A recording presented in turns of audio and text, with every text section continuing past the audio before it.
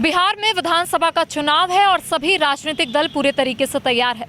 फिलहाल हम अब पटना के बीजेपी कार्यालय के समक्ष मौजूद है और आपको तस्वीर के माध्यम से दिखाएंगे कि इस समय हलचल जो है वो काफ़ी तेज हो गई है, क्योंकि सभी जो प्रत्याशी है चुनावी मैदान में पसीना बहा रहे हैं। सभी दावे, सभी वादे जनता के समक्ष रखे भी जा रहे हैं। हालांकि कुछ दिन पहले ही नेता प्रतिपक्ष तेजस्वी यादव ने बड़ा आरोप लगाया था और इसके साथ ही एनडीए से एक सवाल पूछा था कि आखिर एनडीए की तरफ से कब मुख्यमंत्री का चेहरा साफ होगा, आखिर कब एनडीए की तरफ से घोषणा होगी। इसके साथ ही आपने देखा कि गृह मंत्री अमित शाह का बिहार का दौरा था और इस बीच वो पहुंचते हैं मैथिली ठाकुर के पक्ष में वोट की अपील भी करने के लिए पहुंचते हैं अलीनगर, और वहां से उन्होंने तमाम सवालों का जवाब भी दिया है। उनका कहना है कि देश में पीएम का सीट खाली नहीं है और इसके साथ ही बिहार में सीएम का भी सीट खाली नहीं है। आज इसी को लेकर चर्चा करेंगे। हमारे साथ हमारे पटना से सहयोगी विवेक जुड़े हैं। विवेक से बातचीत करते हैं कि विवेक, जब अलीनगर पहुंचते हैं गृह मंत्री अमित शाह तो कई आरोप लगाते हैं। एक और जहां लालू प्रसाद के परिवार पर उन्होंने आरोप लगाया है, इसके साथ ही उन्होंने राहुल गांधी, तेजस्वी यादव पर भी जमकर हमला बोला है। इसके क्या मायने हैं, कितना महत्वपूर्ण उनका दौरा लग रहा है? बिल्कुल, गृह मंत्री अमित शाह का बिहार दौरा लगातार हो रही है। चुनाव के समय में लगातार गृह मंत्री अमित शाह, इसके साथ साथ जो है राजनाथ सिंह, जेपी नड्डा, तमाम जो बीजेपी के बड़े नेता हैं, तमाम बड़े नेता का बिहार अब पूरी तरीके से बिहार में अपना वो डेरा जमा लिए हैं। बिहार में लगातार प्रचार प्रसार कर रहे हैं। कल भी अमित शाह जो हैं कई जगह जनसभा को संबोधित करने जाएंगे। मुख्यमंत्री नीतीश कुमार का कल गृह जिला में जाएंगे। नालंदा में 7 विधानसभाओं में भी जाकर वो वहाँ पे जो है जनसभा को संबोधित करेंगे। लेकिन आज उनका अलीनगर के दौरा जो था, अलीनगर में उन्होंने कई तरीके के जो है संगीन आरोप लगाए आरजेडी पर। इसके साथ ही साथ जो राहुल गांधी हैं, राहुल गांधी पर भी आरोप लगाए। लेकिन आप देखते होंगे जब राहुल गांधी भी आज बिहार दौरा पे आए हुए हैं, राहुल गांधी का जो भी वक्तव्य, जो भी बयान है वो देश लेवल पर बयान है। चाहे वो अडानी को कोसते हैं, साथ ही साथ दिल्ली में जो यमुना नदी है, यमुना नदी के बहाने जो छठ व्रतियों पर भी उन्होंने एक तरीके से प्रहारा छठ के लोक आस्था। उन्होंने नीतीश सरकार पर भी जमकर हमला बोला। उनका कहना है कि अगर 20 साल का हम देखें तो 20 साल में विकास का कार्य बिहार में नहीं हुआ है। उन्होंने मुजफ्फरपुर रैली के दौरान, यानी कि जब वो सभा को संबोधित कर रहे थे, तब उन्होंने ये बात का जिक्र किया।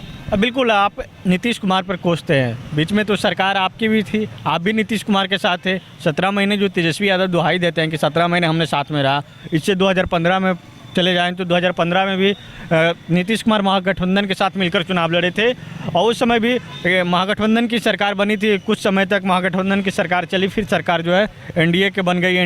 नीतीश कुमार पाला बदल लिए। फिर जब इधर 2024 में जब सिचुएशन उत्पन्न हुआ 2022 में, तो उस समय जो भी है महागठबंधन की सरकार बनी 17 महीने तक के लिए। लेकिन उस समय भी आपने क्या, आपकी सरकार थी, आपने बिहार को आप 15 साल का 20 साल का दुहाई देते हैं कि 20 साल में नीतीश कुमार ने कुछ नहीं किया। लेकिन नीतीश कुमार आपके साथ भी रहे, बीजेपी के साथ भी रहे।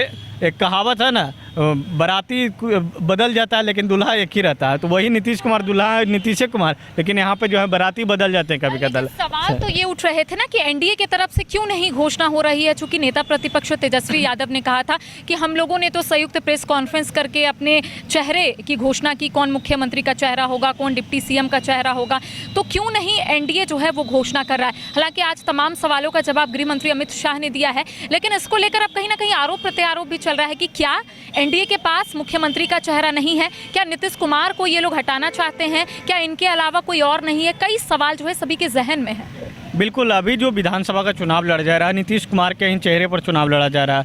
अमित शाह का कई चैनलों में इंटरव्यू के दौरान उन्होंने कहा कि विधायक दल का नेता सब लोग बैठेंगे चुनाव जीतने के बाद, उसके बाद स्ट्रेटेजी तैयार किया जाएगा कि कौन मुख्यमंत्री होंगे। लेकिन इससे पिछले बार भी विधानसभा का चुनाव देखा जाए तो कहा था कि नीतीश कुमार के नेतृत्व में चुनाव लड़ेंगे। इस बार भी कहा जा रहा है कि नीतीश कुमार के नेतृत्व में ही चुनाव लड़ रहे हैं और नीतीश कुमार ही सीएम होंगे।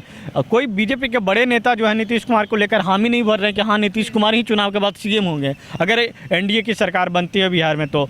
लेकिन छोटे मोटे जो नेता हैं, चाहे बीजेपी के प्रदेश लेवल के नेता हों, तमाम नेता कह रहे हैं कि नीतीश कुमार ही सीएम बनेंगे, लेकिन खुलकर कोई भी सामने नहीं आ रहा है। इसी को लेकर तेजस्वी यादव की ओर से सवाल उठाया जा रहा है। तेजस्वी यादव को भी कांग्रेस मानने को तैयार नहीं था कि तेजस्वी यादव ही सीएम होंगे, लेकिन दबाव में कांग्रेस जो है, तेजस्वी यादव दबाव में कांग्रेस से सीएम को लेकर हामी भरवा लिया कि सीएम हम बनेंगे, डिप्टी सीएम जो हम मुकेश सहनी बनेंगे। लेकिन एनडीए के अंदर वो अभी तक पूरी तरीके से स्पष्ट नहीं हुआ है कि इस चुनाव के बाद क्या नीतीश कुमार सीएम होंगे या फिर नीतीश कुमार को साइडलाइन करके महाराष्ट्र की स्ट्रेटेजी जो है बिहार में अपनाया जाएगा। जिस तरीके से महाराष्ट्र में किया गया उसी तरीके से क्या बिहार में भी किया जाएगा। लगातार जो विपक्ष है इस पर हमलावर है। लेकिन कल जो है एनडीए का जो साझा घोषणा पत्र जारी होने वाला है, घोषणा पत्र में क्या कुछ निकलकर सामने आता हुआ देखने वाली बात होगी, क्योंकि अभी लगातार नीतीश कुमार का अभी देख रहे होंगे नीतीश कुमार और जो बिहार में जो एनडीए की सरकार है लगातार जो है घोषणाएं पे घोषणाएं करती आई है। और लगातार इससे पहले आपने देखा महिलाओं को जो 1100 रुपये का प्रलोभन दिया गया। इसके साथ साथ जो है स्टूडेंट क्रेडिट कार्ड योजना जो है मुख्यमंत्री नीतीश कुमार का महत्वाकांक्षी योजना है। 4 लाख रुपये उससे जो गरीब बच्चे को पढ़ाई के लिए दिया जाता है उसका जो ऋण माफ़ कर दिया गया है। और इसके साथ साथ जो कई तरीके की जो योजनाएं जो चलाई जा रही थी सरकार की ओर से, जीविका दीदियों के लिए, इसके साथ साथ रसोईया के लिए रसोई तमाम जो मानदेय बढ़ाया गया। लेकिन कल जो घोषणा पत्र जारी होगा, घोषणा पत्र में देखना होगा कि घोषणा पत्र में क्या कुछ निकलकर सामने आता है। जहां तेजस्वी यादव हैं, तेजस्वी यादव के द्वारा जो घोषणा पत्र जारी कर दिया गया है महागठबंधन की ओर से, और लगातार उन्होंने कहा गया कि हमारी जो सरकार जो है, हमारी जो घोषणा पत्र जो हम घोषणा कर रहे हैं उसको कॉपी कर रही है सरकार। पिछले आप देखा कि उन्होंने कहा माई बहन मान योजना के तहत हम 2500 रुपये देंगे, सरकार ने 1100 रुपया जो महिलाओं लोग को दिया। इसके साथ साथ महिलाओं को स्वरोजगार बनाने के लिए जो है 10,000 रुपये तक का ऋण दिया। और इसके साथ साथ कहा गया कि अगर से महिलाएं जो रोजगार को आगे सृजन करती हैं तो उनको 2 लाख रुपये जो है उनको ऋण दिया जाएगा, उस पर जो कुछ ब्याज होगा। लेकिन आपको नहीं लगता है ये कहीं ना कहीं रिझाने की कोशिश की जा रही है महिलाओं को, क्योंकि कहा जाता है कि चुनाव में महिलाओं की जो भागीदारी होती है वो काफ़ी अहम मानी जाती है। तो ये सब योजना से ऐसा नहीं लग रहा है कि चाहे पक्ष हो चाहे विपक्ष हो, ये महिलाओं को रिझाने की कोशिश कर रहे हैं? बिल्कुल, क्योंकि बिहार में महिला वोट बैंक सबसे अधिक है। महिलाओं की खासकर जो वोट है वो नीतीश कुमार के प्रति रहता है। नीतीश कुमार को कोई भी हो, नीतीश कुमार को हम वोट करने के लिए महिलाओं को, अगर महिलाओं के बीच में आप जाएंगे तो महिलाओं से बात करेंगे तो उनका कौन पसंद है, तो बिहार में नीतीश कुमार है। जितना भी विपक्ष आरोप लगा ले कि नीतीश कुमार के दिमागी मानसिक संतुलित जो है ख़राब है, दिमागी जो उनका चल नहीं रहा, सीएम कोई और चला रहा है, लेकिन लगातार जो है महिलाओं का रुझान होगा कि तो नीतीश कुमार के प्रति है। तो राहुल गांधी भी कहते हैं ना कि रिमोट कंट्रोल नीतीश कुमार का बीजेपी के हाथ में है। बिल्कुल, सभी लोग कहते हैं, विपक्ष के जो तमाम नेता जो है नीतीश कुमार पर आरोप लगाते हैं। नीतीश कुमार अब बिहार को नहीं चला रहे, बिहार को जो चला रहा है सेंट्रल से जो 2 लोग बैठे हुए हैं वो लोग चला रहे हैं। लेकिन बिहार में अगर महिला वोट बैंक को देखते हैं आप, 2017 में महिलाओं के कहने पर 2016 में लास्ट तक जो 7 निश्चय योजना है, 17 में के समय जब है शराबबंदी की गई थी, शराबबंदी करने के बाद जो महिलाओं का जो वोट बैंक है वो ट्रांसफ़र हुआ नीतीश कुमार के प्रति। और नीतीश कुमार के आज तक जो है नीतीश कुमार उसको पूरी तरीके से रिझाए हुए हैं। नीतीश कुमार को लगातार महिलाएं चाह रही है। और महिलाओं